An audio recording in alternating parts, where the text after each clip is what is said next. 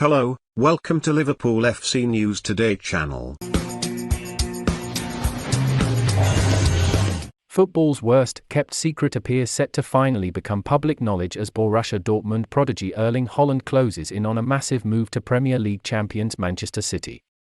Despite facing competition from the likes of Real Madrid, City's financial might looks like it will eventually win out, with reports claiming they are on the verge of activating Haaland's £51 million release clause and agreeing to pay a staggering £500,000 per week salary to the 21-year-old Norwegian. City splashing out the big bucks on exciting signings is hardly new. They have spent over £1 billion on eye-watering transfer fees since the takeover of Sheikh Mansour back in 2008. Nevertheless, there is something about this deal that seems particularly significant, and it can only spell bad news for the rest of the Premier League. To state the obvious, Haaland is a monster. A machine.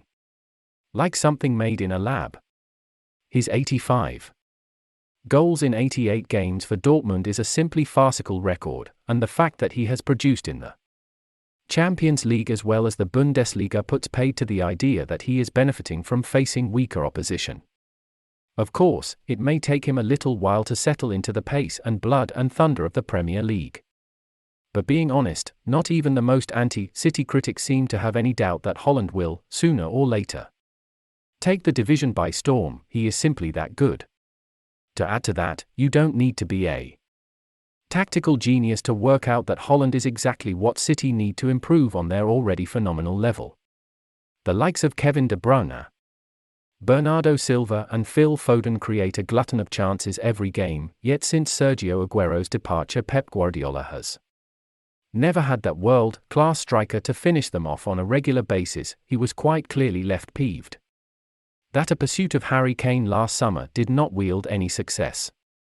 Haaland is the closest thing to a guarantee of goals that can be bought at the moment. And adding another 30 or so to the 89 that City have already netted in the current campaign is almost unthinkable, and a horrifying prospect for City's closest rivals, Liverpool. Given their relative lack of resources, the Reds have done phenomenally well to keep up with and consistently challenge City over the last few years. Their intelligent recruitment and smart actions off the pitch should be applauded, and the brilliant Jurgen Klopp's hunger for success seems as high as ever given his recent contract extension.